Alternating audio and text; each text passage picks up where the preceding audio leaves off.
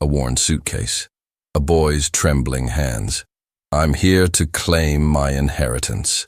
The CEO's mocking laughter echoed through marble halls.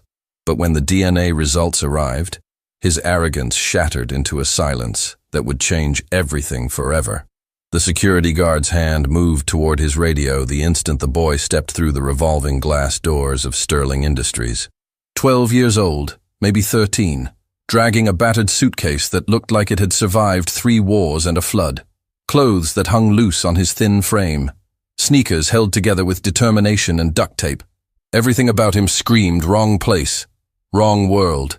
But the boy didn't stop, didn't hesitate, didn't show even a flicker of doubt as he walked straight across that gleaming marble lobby like he owned it. "Hold it right there." Marcus, the head of security, blocked his path with the practiced authority of someone who'd removed hundreds of unwanted visitors. "This is private property, son. You need an appointment to be here." The boy looked up. His eyes, an unusual shade of green with gold flecks that seemed to catch the light, met Marcus's without fear. "I need to see Richard Sterling. I'm here to claim my inheritance." The word inheritance detonated across the lobby like a grenade. Conversation stopped mid-sentence. Designer heels froze on Italian marble. Every executive, every assistant, every person in Cathedral of Glass and Steel turned to stare at the poor kid who'd just said the impossible. Marcus's expression shifted from annoyed to confused, to something that might have been concern. "You're what now?" The boy reached into his jacket, worn canvas, probably from a thrift store, and pulled out an envelope. His hands shook slightly, the only sign that he wasn't as confident as he appeared. "This letter says I'm entitled to claim what's mine from the Sterling estate. I need to see Richard Sterling. Now." Marcus took the envelope like it might explode. His eyes scanned the document inside, and every person watching saw the exact moment the color drained from his face. "Where did you get this?" "My mother." The boy's voice cracked on the word. "She died 3 weeks ago. I found it with her things, along with this." He pulled out a photograph, edges worn from years of handling. "That's her with someone named Jonathan Sterling. The letter says he was my father." The lobby erupted in whispers that built like a storm. "Jonathan Sterling!" "Impossible, he died years ago. Never had any children. This is insane." A woman in pearls clutched her designer bag tighter, actually taking 3 steps back like poverty might be contagious. 2 executives in suits that cost more than a used car whispered behind their hands, their expressions mixing shock with barely concealed disgust. Marcus pressed his radio. "Mr. Sterling, we have a situation in the main lobby. You need to come down here, now." "I'm in the middle of a board meeting, Marcus." The voice that crackled through was sharp with irritation. "Handle it." "Sir, you really need to see this." "It's about Jonathan." Silence. Then, "I'll be right down." The elevator chimed 30 seconds later. The doors opened, and Richard Sterling stepped out like a king surveying his kingdom. Because that's exactly what he was. At 56, he'd built Sterling Industries into a billion-dollar empire through ruthless intelligence and absolute control. His silver hair was perfectly styled. His suit probably cost $5,000. His shoes reflected the chandelier overhead with mirror-perfect shine. He was power incarnated. Success made flesh. Everything the boy standing in his lobby was not. Richard's eyes swept the lobby, landing on the boy with the kind of cold assessment usually reserved for balance sheets and quarterly reports. His expression didn't just show contempt, it radiated it like heat from asphalt. "Marcus." Richard's voice cut through the whispers like a blade. "Why is there a homeless child in my building?" The words landed like physical blows. Around them, people gasped. Someone laughed, quickly smothered. The woman with the pearls nodded, as if Richard had confirmed what they were all thinking. The boy flinched but didn't back down. "I'm not homeless, and I'm not leaving until you hear me out." Richard's eyebrows rose, apparently surprised that the boy could speak in complete sentences. "Excuse me? My name is Ethan Cole." The boy's voice grew stronger with each word. "My mother was Sarah Cole, and according to this letter," he held up the envelope, "Jonathan Sterling was my father, which makes you my uncle, and makes me entitled to my inheritance." The name Jonathan Sterling hit Richard like a punch.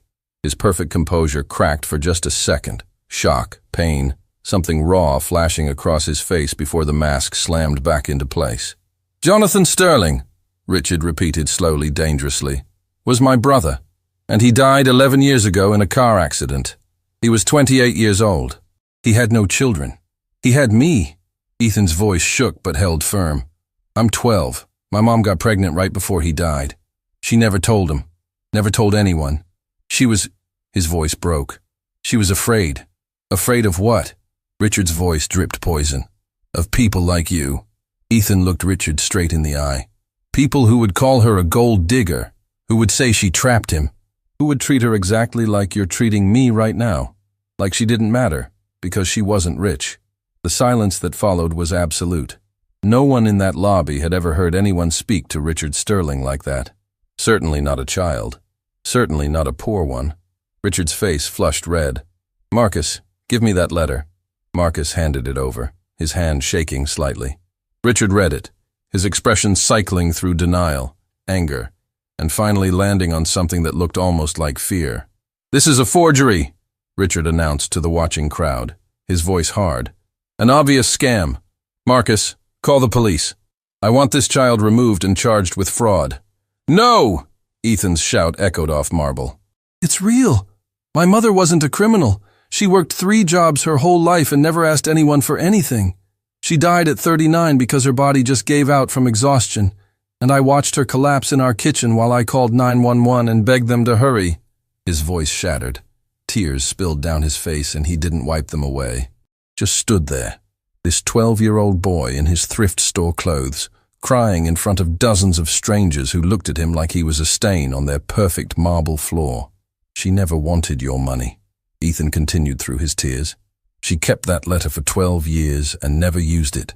She could have claimed the inheritance at any time, could have given us an easier life, but she didn't. You want to know why?" He stepped forward, and Richard actually took a step back. "Because she knew you'd treat us exactly like this, like we're nothing, like we're liars and criminals just for existing. So she worked herself to death instead.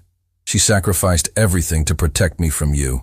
Your mother was a cleaning woman who somehow obtained confidential legal documents," Richard said coldly, though his voice shook slightly. "I don't know what game you're playing, boy, but it ends now. Security." "Wait." A new voice cut through the tension.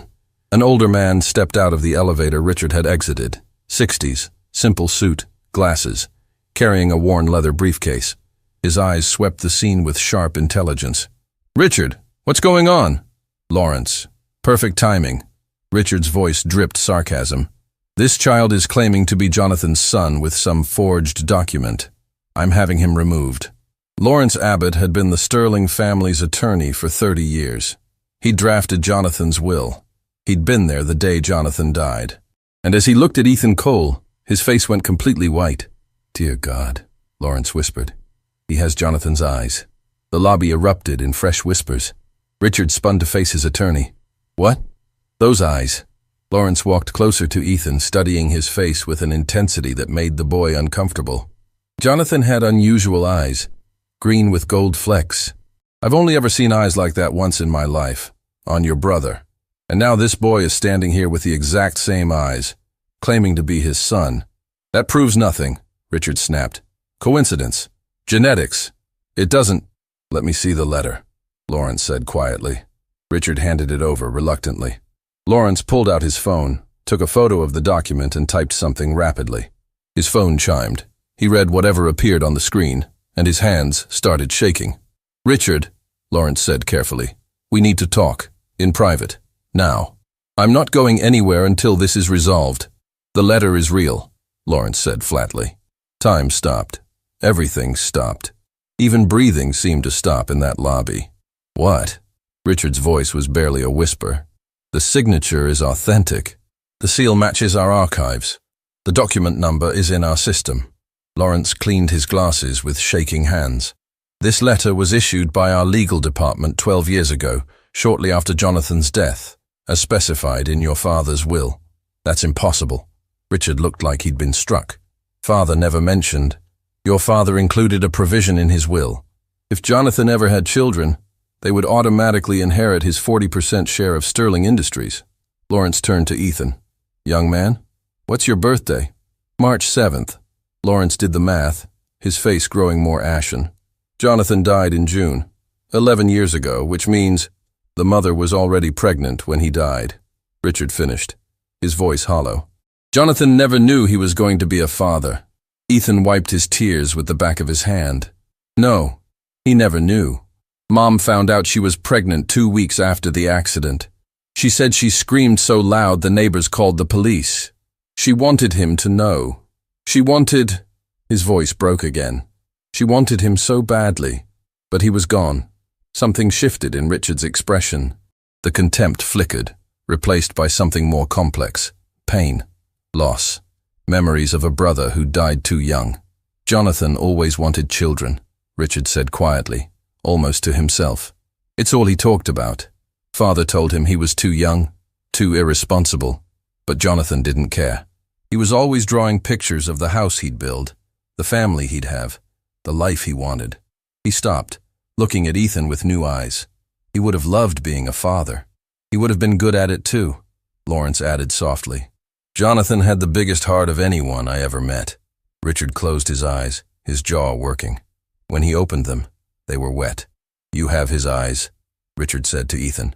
And his chin, and the way you're standing there, trying so hard to be brave when you're terrified. That's exactly how Jonathan used to stand when Father yelled at him. Ethan's breath caught.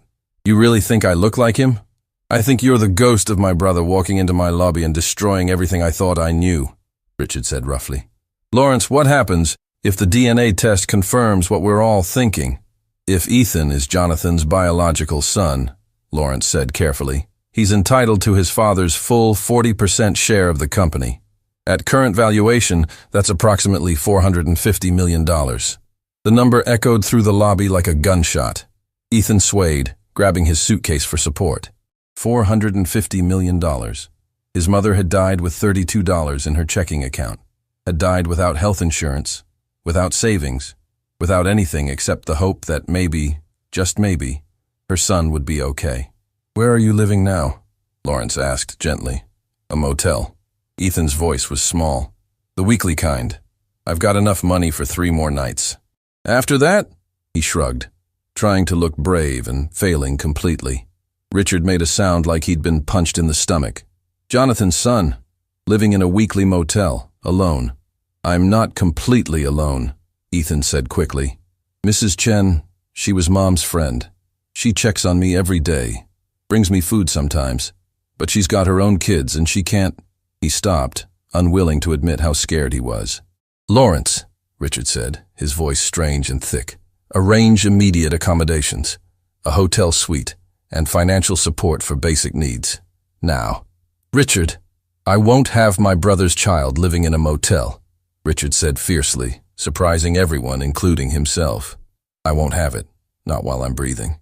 We'll do the DNA test, we'll verify everything, but until then, he looked at Ethan, really looked at him, and something in his face cracked open. You're not spending another night alone and scared.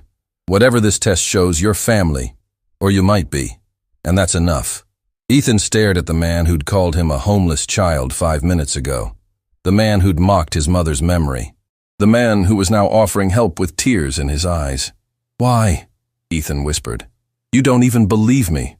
I believe you have my brother's eyes, Richard said roughly. I believe your mother kept that letter for 12 years without using it. I believe you walked into my building scared out of your mind and faced me down anyway. And I believe... His voice broke. I believe my brother would never forgive me if I turned away his child. Real or not, confirmed or not, you're here. You need help. And Jonathan would want me to give it. Lawrence pulled out his phone. I'll arrange everything. The DNA test, the hotel, the financial support. The test results will take 72 hours. 3 days, Ethan said numbly. In 3 days, I'll know for sure. In 3 days, Richard corrected quietly. We'll all know for sure. And either way, your life is about to change completely. He walked to Ethan, and for a moment, they stood face to face. The billionaire CEO and the 12-year-old boy, uncle and nephew, 2 people separated by worlds, but connected by blood and grief, and the ghost of Jonathan Sterling. I'm sorry, Richard said, and the words sounded like they cost him everything. For what I said, for how I treated you, for assuming the worst. You deserved better than that. Your mother deserved better than that. Ethan's eyes filled with tears again. She always said you were scary, that the Sterling family would never accept us, that we weren't good enough for your world. She was protecting you from people like me, Richard said bitterly, from the kind of person I've become, and she was right to be scared, because I proved every fear she ever had in the first 5 minutes you were here. But you're helping now, Ethan said quietly. That has to count for something. Richard's laugh was hollow. Maybe. Or maybe I'm just trying to ease my conscience before I find out if I destroyed my nephew's faith in humanity. Lawrence cleared his throat. The test, Richard. We need a sample from Ethan for the DNA analysis. Of course. Richard turned to the watching crowd, who'd been frozen in place throughout the entire confrontation. Everyone back to work. This is private family business. And if I hear one word of this leaked to the media, you'll all be looking for new jobs. The lobby cleared rapidly. Only Marcus remained, his expression a mix of shock and shame. Sir, Marcus said quietly, I'm sorry I didn't. You did your job. Richard cut him off. But Marcus, the next time a child walks in here claiming to be family, maybe we treat them with basic human decency before assuming they're criminals. Marcus nodded, chastened. Ethan followed Richard and Lawrence into a private elevator. As the doors closed, cutting off the view of the lobby, he caught sight of his reflection in the polished brass. He looked exactly like what he was, a scared kid in clothes 3 sizes too big, carrying everything he owned in a beat-up suitcase, hoping against hope that the letter his mother had guarded for 12 years would save him. The letter that was apparently real. The letter that meant his father had been Jonathan Sterling. The letter that meant he was about to become one of the richest teenagers in America. Or a homeless child with nowhere to go and 3 days of hope before reality crushed him. The elevator climbed toward the 45th floor, carrying Ethan toward a future he couldn't imagine and couldn't escape. And all he could think about was his mother, who'd died protecting him from this exact moment. Who'd sacrificed everything so he wouldn't have to face Richard Sterling's contempt. Who'd loved him enough to die poor, rather than risk having him rejected by a family she believed would never accept them. Mom, Ethan whispered, so quietly that neither Richard nor Lawrence heard. I hope I'm doing the right thing. But there was no answer. Just the soft hum of the elevator, carrying him higher and higher into a world his mother had feared. A world that might destroy him, or save him. In 72 hours, he'd know which. The DNA test took 15 minutes. The waiting took 3 days that felt like 3 eternities. Ethan spent those 72 hours in a hotel suite that cost more per night than his mother had earned in a month. Floor-to-ceiling windows overlooking the city. A bathroom with heated floors. A bed so large he could starve to death before reaching the other side. Room service brought food with a single button press. Food he barely touched because his stomach was a knot of anxiety. He'd called Mrs. Chen that first night, his voice shaking. The test is done. Results come in 3 days. And if it's positive, Mrs. Chen had asked gently, then I'm rich. Richer than I can imagine. And if it's negative? Silence. Because if it was negative, Ethan had nothing. No home, no family, no future. Just a 12-year-old boy with nowhere to go, and 3 more nights in a luxury hotel before reality came crashing down. Mrs. Chen, what if Mom was wrong? What if she got confused or lied to herself or... Your mother never lied, Mrs. Chen said firmly. Not once in the 15 years I knew her. If Sarah Cole said Jonathan Sterling was your father, then he was. You have faith, Ethan. You hear me? Faith. But faith was hard when you were alone in a hotel room that cost more than your dead mother's funeral, waiting for a phone call that would determine your entire future. On the 2nd day, Lawrence visited. He brought contracts, legal documents, explanations of trusts and inheritance laws that made Ethan's head spin. If the test is positive, Lawrence explained patiently, you'll inherit Jonathan's 40% share. But you're 12. You can't control it until you're 25. We'll need to appoint a guardian to manage the estate. What kind of guardian? Ideally, family. Richard is the logical choice, but Lawrence hesitated. Given your first meeting, I understand if you'd prefer someone else. We can appoint a professional trustee instead. Ethan thought about Richard, about the contempt in his eyes when he'd called Ethan a homeless child, about the tears when he'd realized Ethan might be Jonathan's son. About the fierce protectiveness when he'd insisted on arranging the hotel, the support, the help. What would my father want? Ethan asked quietly. Lawrence's expression softened. Jonathan loved his brother. They fought constantly. Richard thought Jonathan was irresponsible. Jonathan thought Richard was too rigid. But underneath it all, they loved each other deeply. If Jonathan were here, he'd want Richard to take care of his son. Then Richard, Ethan decided. If the test is positive. On the third morning, Ethan woke to his phone buzzing. A text from Richard. Results are in. Coming to the hotel. We'll go to Lawrence's office together. Ethan's hands shook so badly he could barely type back. Okay. Richard arrived 30 minutes later, looking like he hadn't slept in days. His perfect hair was disheveled. His suit was wrinkled. His eyes were red-rimmed. Ready? Richard asked. No, Ethan admitted. But let's go anyway. The car ride to Lawrence's office was suffocating silence. Ethan stared out the window, watching the city blur past, and tried not to throw up. Lawrence's office was on the 20th floor of a building that screamed old money and older secrets. Wood paneling, leather chairs, windows overlooking a park where normal people walked normal dogs and lived normal lives. Lawrence sat behind his desk, a manila folder in front of him. His expression was carefully neutral. Sit, he said gently. Ethan and Richard sat. The folder lay between them like a live bomb. Before I open this, Lawrence said carefully, I want both of you to understand something. Whatever this test says, it doesn't change certain truths. Ethan lost his mother 3 weeks ago. He's alone and scared. That's real, regardless of DNA. Just open it, Richard said roughly. Lawrence opened the folder, pulled out a single sheet of paper, read it once, twice, then looked up with tears in his eyes. The test is conclusive, Lawrence said, his voice thick. Ethan Morgan Cole is Jonathan Sterling's biological son with 99.99% certainty. There is no doubt, none whatsoever. The world stopped. Ethan heard the words, but they didn't make sense. Couldn't make sense. Because if they made sense, then everything changed. Everything. Richard made a sound like someone had punched him in the chest. He stood abruptly, walked to the window and pressed his forehead against the glass. His shoulders shook with silent sobs. Richard. Lawrence stood, concerned. He had a son, Richard whispered, his voice breaking. Jonathan had a son.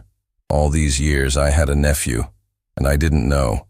He grew up poor while I lived in a mansion. He watched his mother die while I threw money at problems. He was alone, and I was here, and I never knew. You couldn't have known, Lawrence said gently. I should have tried harder to find her. Richard spun around, his face wet with tears. After Jonathan died, Sarah disappeared. I told myself she'd moved on, found someone else, wanted nothing to do with us. But the truth is I didn't look hard enough because part of me was relieved she was gone, because she was poor and unsuitable, and I thought she'd been a distraction for my brother. She wasn't a distraction, Ethan said quietly. She was the love of his life. She told me that once when I asked about my father. She said he was the only man who ever made her feel like she mattered. Richard's face crumpled. And I treated you exactly like I treated her. Like you were nothing.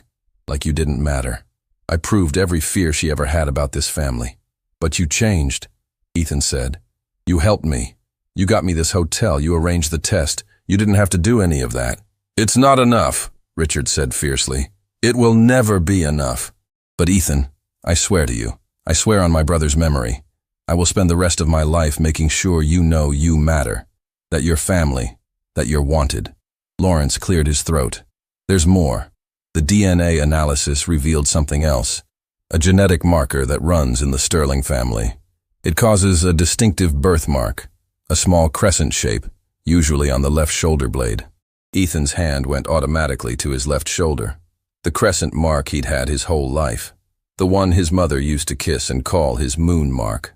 Jonathan had the same mark, Lawrence continued, in the exact same place. The odds of this being coincidence are astronomical. This is confirmation beyond the DNA. This is proof, Richard finished.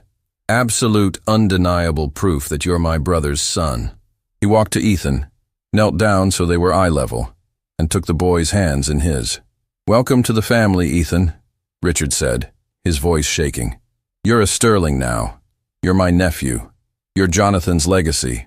And I promise you, I swear to you, you will never be alone again." Ethan threw his arms around Richard and sobbed.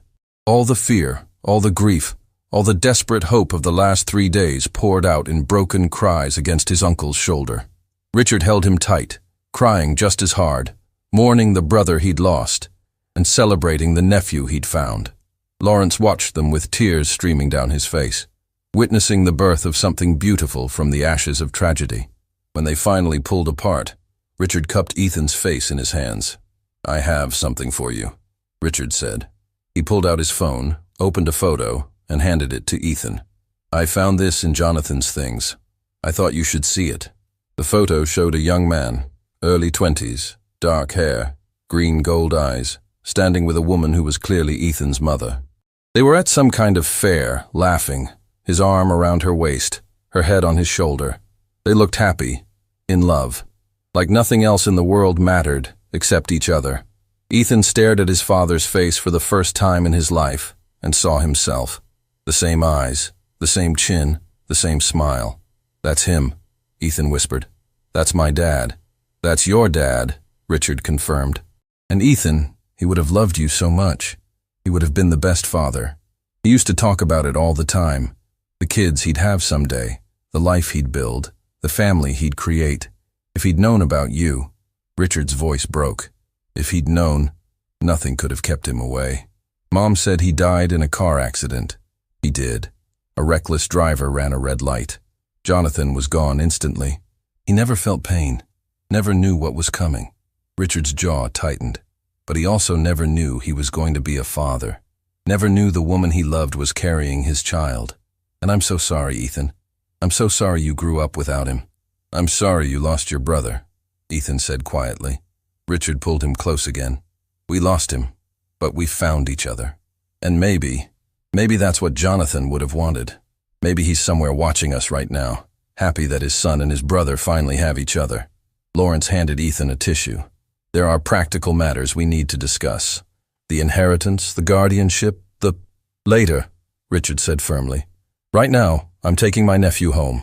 Richard's estate sat 40 minutes outside the city, hidden behind iron gates and ancient oak trees that had witnessed generations of Sterling family secrets. As the car turned up the long driveway, Ethan pressed his face against the window, trying to process what he was seeing. It wasn't a house. It was a monument to wealth he couldn't comprehend. 3 stories of stone and glass, columns that belonged in a museum, gardens that stretched toward infinity, a fountain in the circular driveway that probably cost more than every place Ethan had ever lived combined. "This is where you live?" Ethan breathed. "This is where we live now," Richard corrected gently. "Both of us." The car stopped. A woman in her 50s appeared at the massive front door. Kind eyes, graying hair pulled back neatly, an expression of genuine warmth that seemed impossible in a place this intimidating. "That's Margaret," Richard explained. "She's run this household for 20 years. She knew Jonathan. She'll be happy to meet you." Margaret came down the steps, and Ethan saw tears in her eyes before she even reached him. "Master Ethan," she said, her voice thick with emotion. "Welcome home. You look so much like him, so very much like Jonathan. You knew my father?" "I did. He was the kindest soul I've ever met. Always had time for a conversation, always remembered birthdays, always made people feel like they mattered." Margaret smiled through her tears. "He would have been over the moon to meet you." She led them inside. The foyer alone was bigger than the motel room where Ethan had been staying. Marble floors reflected a chandelier that sparkled like captured starlight. A sweeping staircase curved upward toward the second floor. Rooms branched in every direction, each one glimpsed through doorways that revealed glimpses of luxury Ethan had only seen in movies. "I've prepared the blue bedroom for you," Margaret said. "It was your father's room growing up. I thought you might like to stay there." Ethan's throat closed. "My dad's room? If you'd prefer something else—" "No," Ethan said quickly. "I want to see it. Please." Margaret led him up the grand staircase, down a hallway lined with family portraits, to a door at the end. She opened it, and Ethan stepped into his father's childhood. The room was large but not overwhelming. A 4-poster bed sat against one wall. Windows overlooked the gardens. Bookshelves lined another wall, still filled with books Jonathan had read decades ago. And on the desk sat a photograph, a younger Richard and Jonathan, arms around each other's shoulders, laughing at something outside the frame. "I kept it exactly as he left it," Richard said quietly from the doorway. "I couldn't bring myself to change anything. After he died, I used to come in here and just sit, trying to feel close to him." Ethan walked to the bookshelves, running his fingers over the spines. Adventure novels, science fiction, poetry. His father had loved to read, just like Ethan did. He underlined his favorite passages, Richard said, pulling out a worn copy of a fantasy novel. He opened it to a random page, and Ethan saw pencil marks highlighting a quote. "Family isn't who you're born to. It's who you'd die for." He believed that, Richard continued. Drove our father crazy. Jonathan thought family was about love and choice, not blood and obligation. He was always defending people father thought were beneath us, always fighting for the underdog. "Like my mom," Ethan said quietly. "Exactly like your mom. Father forbade Jonathan from seeing her, said she was inappropriate, unsuitable, that she'd ruin his future. Jonathan told father that Sarah was his future, and if father couldn't accept that, then maybe they didn't have a future as father and son." Richard sat on the edge of the bed, lost in memory. They had a massive fight, screaming, threats, ultimatums. Jonathan walked out and moved into a tiny apartment downtown. Started working construction to pay rent. Father was furious. Said Jonathan was throwing away every advantage he'd been given. "What did you do?" Ethan asked. Richard's laugh was bitter. "I sided with father. Told Jonathan he was being immature and reckless. That Sarah was using him. That he'd regret choosing some poor girl over his family legacy." He looked at Ethan with red-rimmed eyes. "I was so certain I was right. So absolutely convinced that I knew what was best for my little brother. And then he died. And then he died. 2 weeks after our fight. We never reconciled.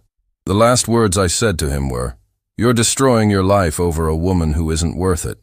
Richard's voice broke. "He died thinking I hated him. Died thinking his family had rejected him. And now I find out that woman I insulted was pregnant with his child, working herself to death to raise his son, and I never knew because I never cared enough to look." Ethan sat beside his uncle on the bed. "Mom never said anything bad about your family.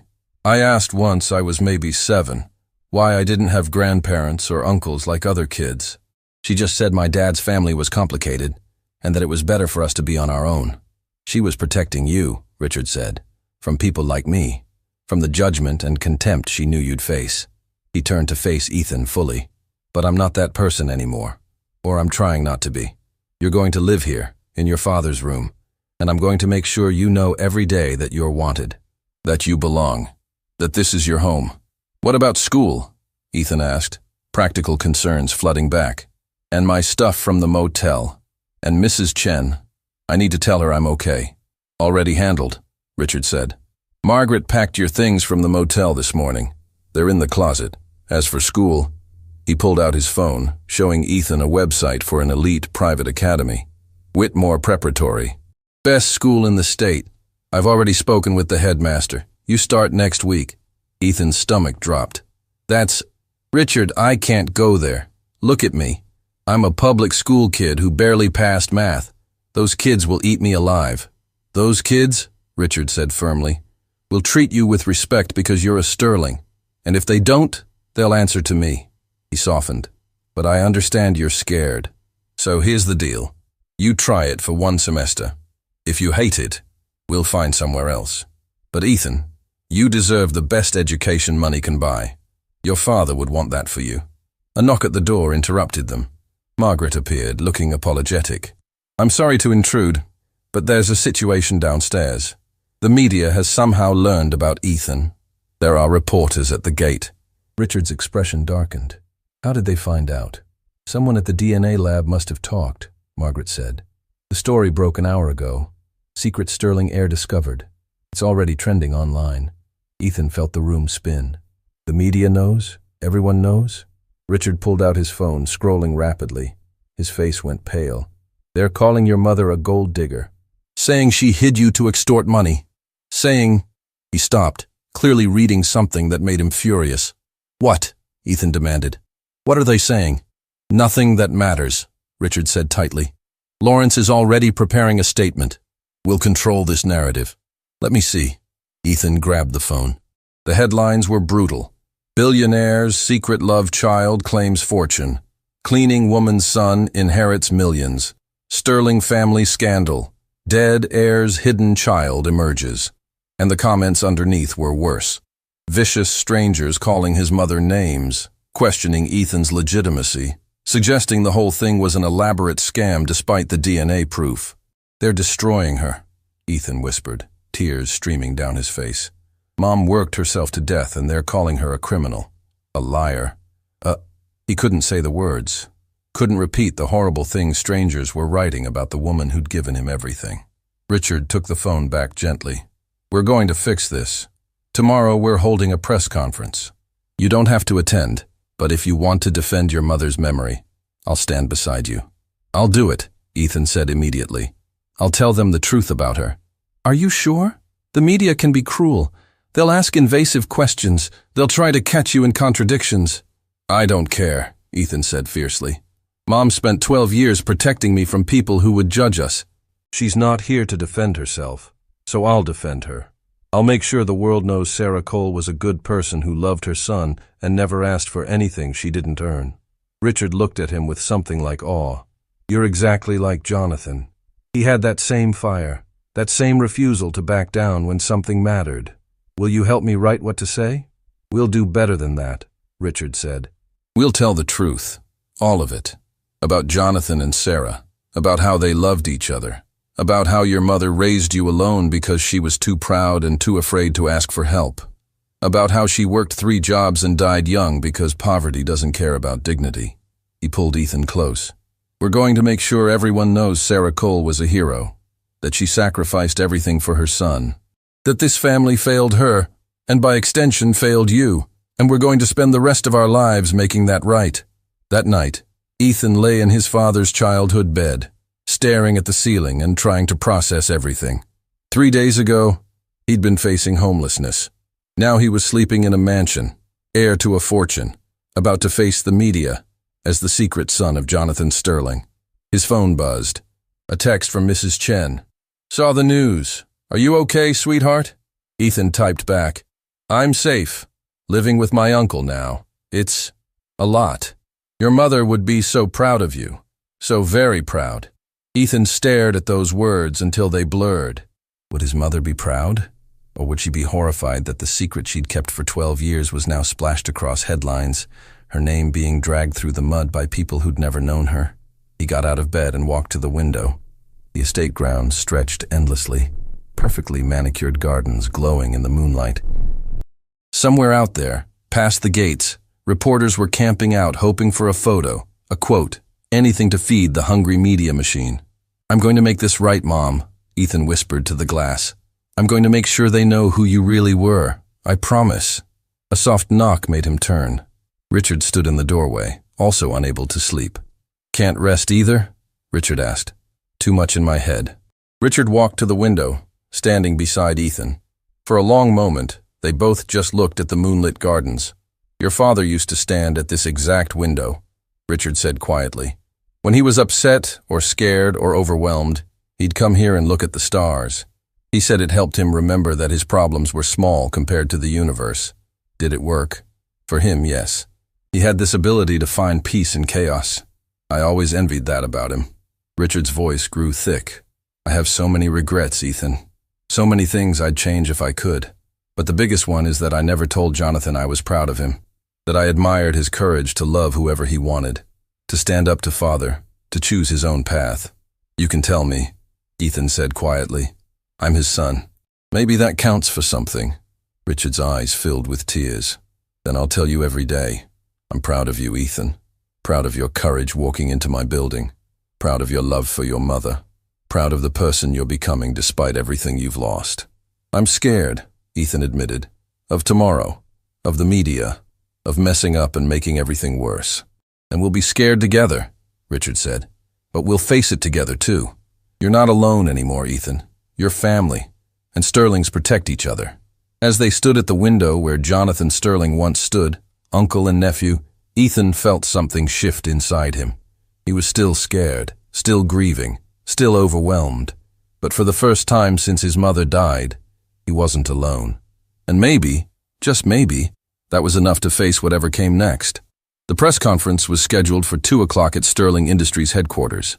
By noon, the street outside was packed with reporters, cameras, satellite trucks, and curious onlookers who'd seen the headlines and wanted to witness the spectacle firsthand. Ethan stood in Richard's office on the 45th floor, watching the chaos below, trying not to throw up. "You don't have to do this," Richard said for the 10th time. "I can handle the press alone. You're 12 years old. No one expects you to face this."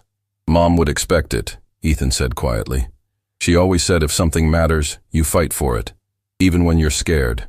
Lawrence entered carrying a folder thick with prepared statements, legal disclaimers, and crisis management protocols.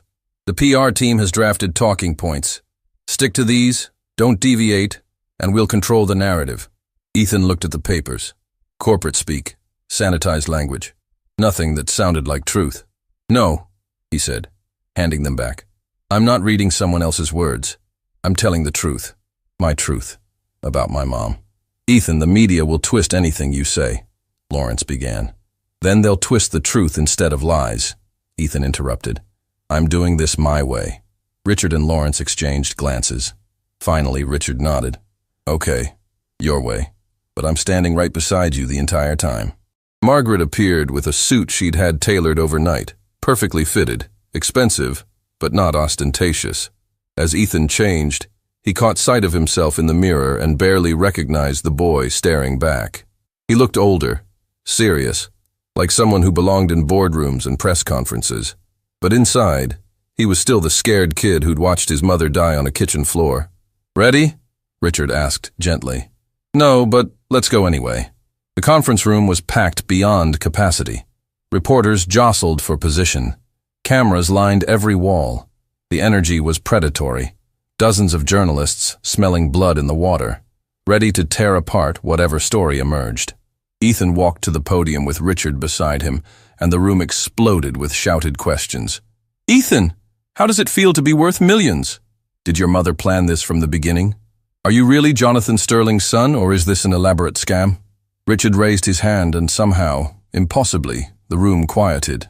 "Thank you all for coming," Richard began, his voice steady and professional. 3 days ago, a young man walked into this building claiming to be my brother Jonathan's son. I didn't believe him. I humiliated him publicly, called him a liar, accused his deceased mother of fraud. The room was silent now, journalists sensing something bigger than the scandal they'd expected. "I was wrong," Richard continued, his voice thick with emotion. "DNA testing has confirmed with 99% certainty that Ethan Morgan Cole is Jonathan Sterling's biological son. He is my nephew. He is family. And every horrible thing I said to him, every assumption I made about his mother, was based on prejudice and contempt for people I believed were beneath me." Cameras flashed like lightning, reporters scribbled frantically. "But I'm not here to talk about my failures," Richard said. "I'm here so my nephew can tell you about his mother, the woman you've been slandering in your headlines. Sarah Cole." He stepped aside, gesturing for Ethan to take the microphone. Ethan's hands shook as he gripped the podium. Hundreds of eyes stared at him. Millions more would watch this later. Everything he said would be analyzed, dissected, quoted, and misquoted. He pulled out a photograph from his jacket pocket, the one Richard had given him of Jonathan and Sarah at the fair, young and in love. "This is my mom," Ethan began, his voice cracking. "Sarah Cole. And this is my father, Jonathan Sterling.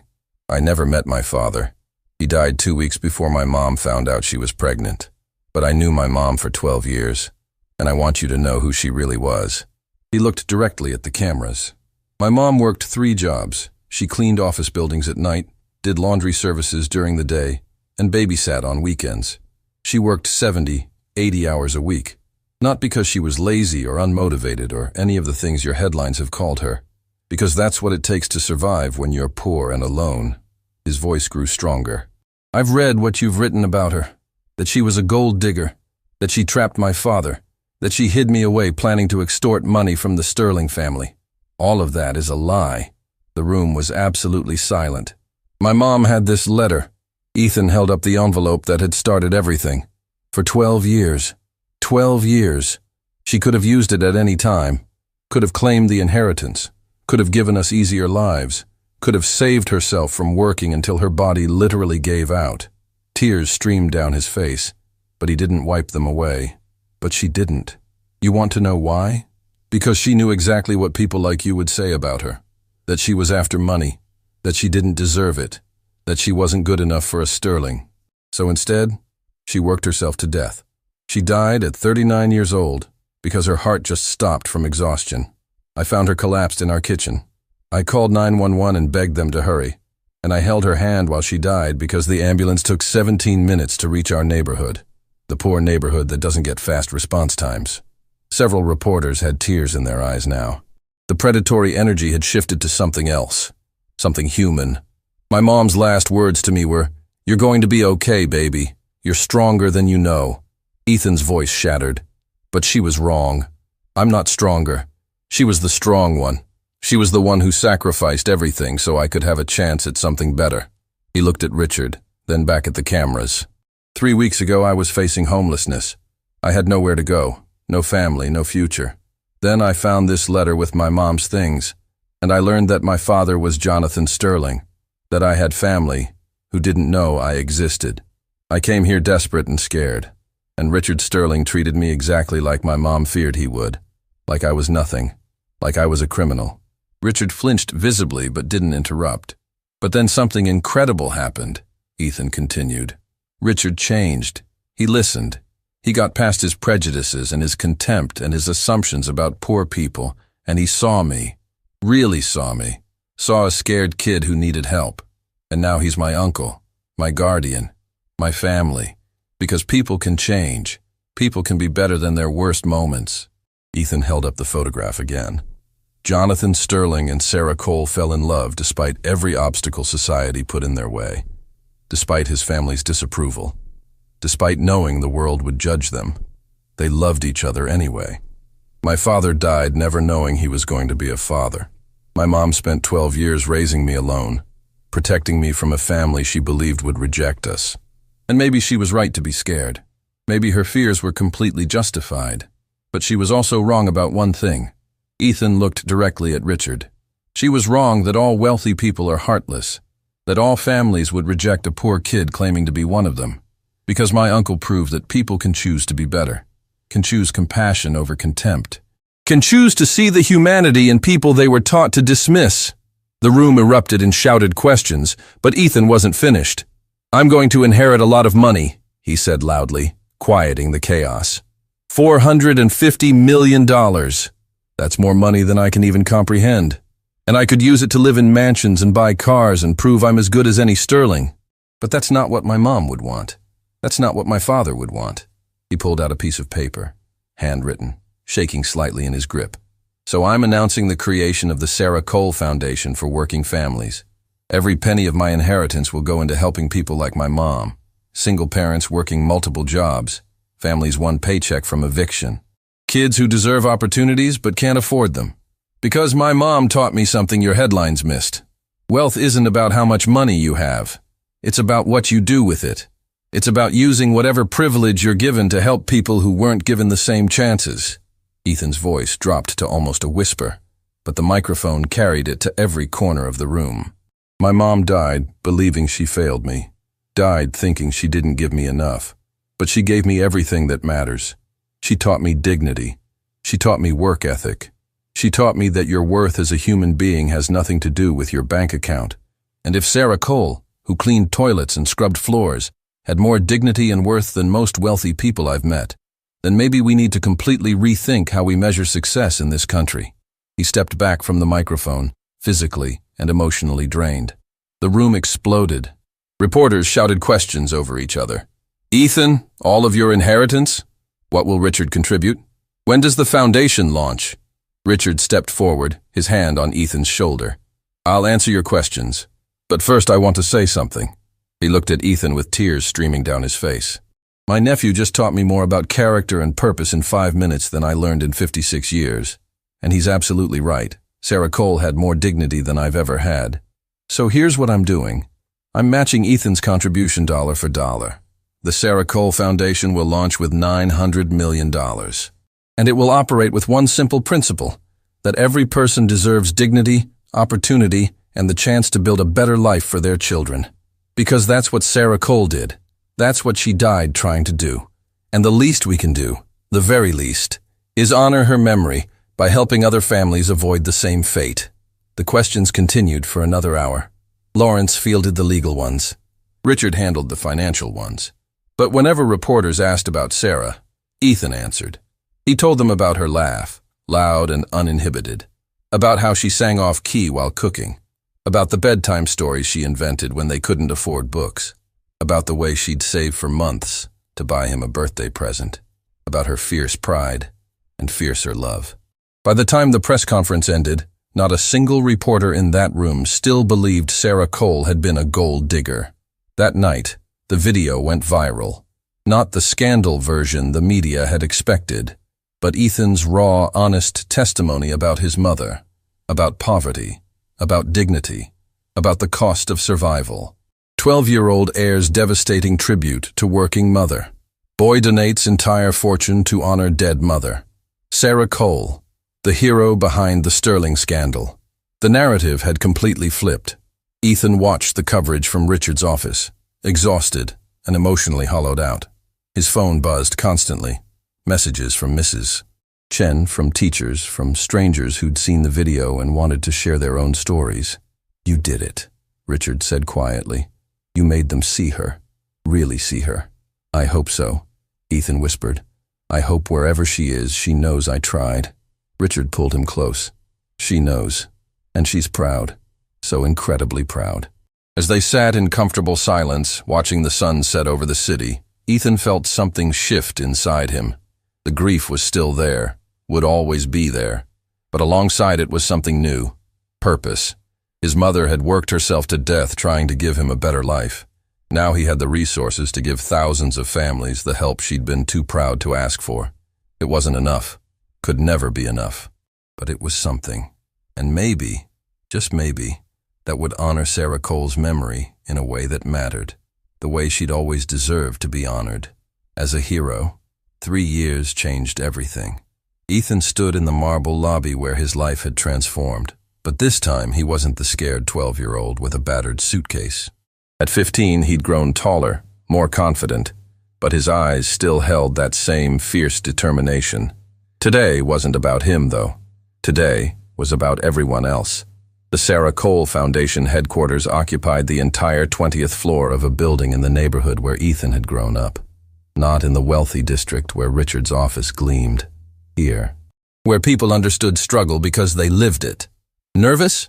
Richard asked, adjusting his nephew's tie with the practiced care of someone who'd learned that small gestures of affection mattered more than grand ones. Terrified, Ethan admitted. What if I mess up the speech? Then you'll mess it up with authenticity, which is better than perfection without heart. Richard smiled, and it was genuine, so different from the cold businessman who'd mocked a child 3 years ago. Your mother would be so proud. I hope you know that. I think about her every day, Ethan whispered. Wonder what she'd think of all this. The ceremony hall was packed with families the foundation had helped. Single mothers who'd received childcare assistance. Fathers who'd gotten job training. Kids who'd earned scholarships. 3,000 lives changed. 3,000 reasons Sarah Cole's death hadn't been meaningless. Mrs. Chen sat in the front row, tears already streaming down her face. Beside her was Margaret, who'd become like a grandmother to Ethan. Lawrence was there, now semi-retired, but still the Foundation's chief legal advisor. And scattered throughout the crowd were faces Ethan recognized from news stories. Families who'd shared their struggles publicly, helping reshape how America viewed working poverty. The mayor stood at the podium, praising the Foundation's impact. A senator spoke about proposed legislation inspired by Sarah's story. A university president announced new scholarship programs. But when Ethan finally took the stage, the crowd rose in thunderous applause that lasted 5 full minutes. He waited, hands gripping the podium, until silence fell. 3 years ago, Ethan began, his voice steady. I stood at a different podium and told you about my mother, about Sarah Cole, who worked herself to death because that's what survival required. Today I want to tell you what's happened since then. Not just numbers, though we've helped over 15,000 families, funded 200 scholarships, and prevented 4,000 evictions. Those numbers matter, but they're not the story. He pulled out a letter, hands trembling slightly. This came last week from a woman named Maria Santos. She's a single mother who works as a custodian at an elementary school. With our help, she went to night school and just became a certified teacher. Her daughter starts college next month on a Sarah Cole Foundation scholarship. Ethan's voice cracked. Maria wrote, "I used to think I failed my daughter by not being able to afford college. Your foundation taught me that working hard and loving my child is success, that I didn't fail, that we matter. Please tell your mother thank you." He looked up, tears streaming. "But I can't tell my mother thank you. She died thinking she wasn't enough, died believing she failed me because we were poor. And that's the real tragedy. Not that poverty exists, but that we've built a society where loving parents believe they failed simply because they couldn't afford what wealthier families take for granted." The crowd was silent, listening. "My Uncle Richard taught me something important." Ethan gestured to Richard in the front row, who wiped his eyes quickly. "He taught me that people can change, that even someone who spent 56 years believing wealth equaled worth can learn to see differently. Richard was cruel to me that first day, called me a homeless child, accused my mother of fraud, treated us like we didn't matter." Richard stood, accepting the truth publicly. "But then he chose to be better," Ethan continued. "He chose to examine his prejudices. He chose to see the humanity in people society taught him to dismiss. And because of that choice, thousands of families now have hope. That's what the Sarah Cole Foundation is really about. Not charity, not pity, but recognition that every person has inherent worth regardless of their paycheck.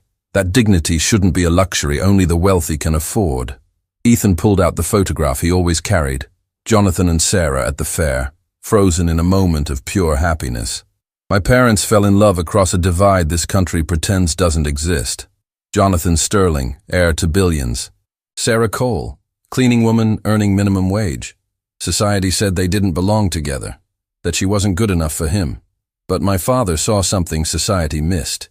He saw strength, courage, a woman who worked 3 jobs and still found energy to laugh, who had nothing but gave everything. They had so little time together. My father died never knowing I existed.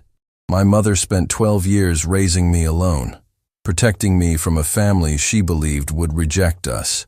Ethan's voice dropped to almost a whisper, and maybe her fears were justified.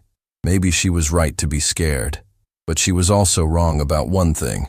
She was wrong that love couldn't bridge that divide. That understanding was impossible, that people couldn't change. Because here we are, 3 years later, a foundation bearing her name. Thousands of families helped, lives transformed, and all of it exists because one scared kid walked into a building and demanded to be seen. Because one bitter man chose compassion over contempt. Because one woman worked herself to death and left behind a son determined to make her sacrifice mean something. The crowd was openly crying now, but Ethan wasn't finished. "I learned something from losing my mother and finding my family. Legacy isn't about monuments or money. It's about the lives you touch and the hearts you change. My mother touched my heart. My father's love created me. My uncle proved people can grow. And all of you," he gestured to the crowd, "you're part of this legacy now. Every family we help, every scholarship we fund, every person who learns their worth isn't measured by their bank account. That's Sarah Cole's legacy. That's what she died for. That's what matters." Ethan pressed his hand to his heart. "Mom, if you can hear me, we made it. We're more than okay. We're exactly who you raised me to be. And we'll spend the rest of our lives proving that your sacrifice changed the world." The standing ovation lasted 10 minutes, but Ethan barely heard it. He was looking at Richard, who'd stood and was walking toward the stage with something in his hands, a small wooden box, worn with age.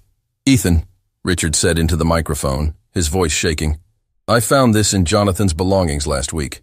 He'd hidden it carefully, and I never knew it existed." He opened the box. Inside was a ring, simple, beautiful, clearly expensive but chosen with love, not ostentation.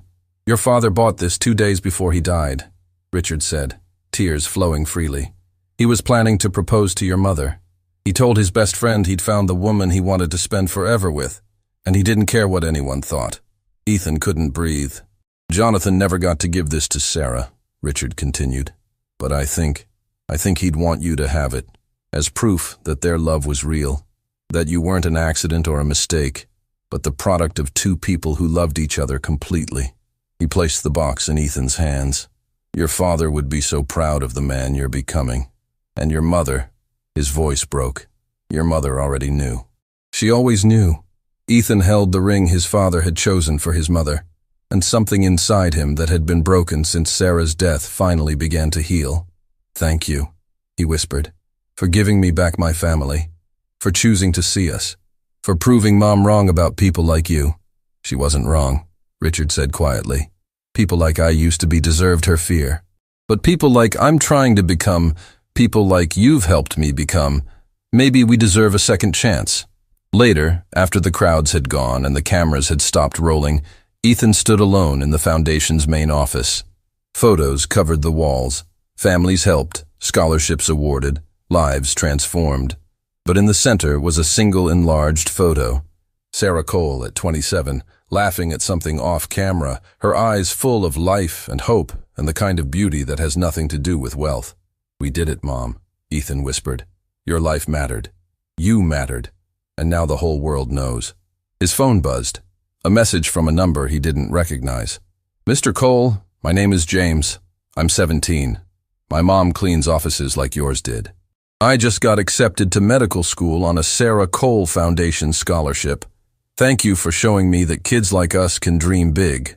Ethan smiled through his tears and typed back, dream bigger. My mom would want you to. Because that was the truth Sarah Cole had lived and died proving, that worth isn't inherited. It's earned through love and sacrifice and the courage to keep going when everything is hard. That legacy doesn't require money or status or family names. It just requires one person brave enough to say, I matter. My story matters. My struggle matters. And I'm going to make sure no one else has to suffer the way I did. 3 years ago, Ethan had been a scared child with nothing. Today, he stood in a building bearing his mother's name, having changed thousands of lives, surrounded by family who loved him. He'd lost everything and found something more valuable than any inheritance. He'd found purpose, found family, found proof that even from tragedy something beautiful could grow. Sarah Cole would never know what her son built from her sacrifice. But somewhere, somehow, Ethan believed she was smiling, and that was enough. That was everything.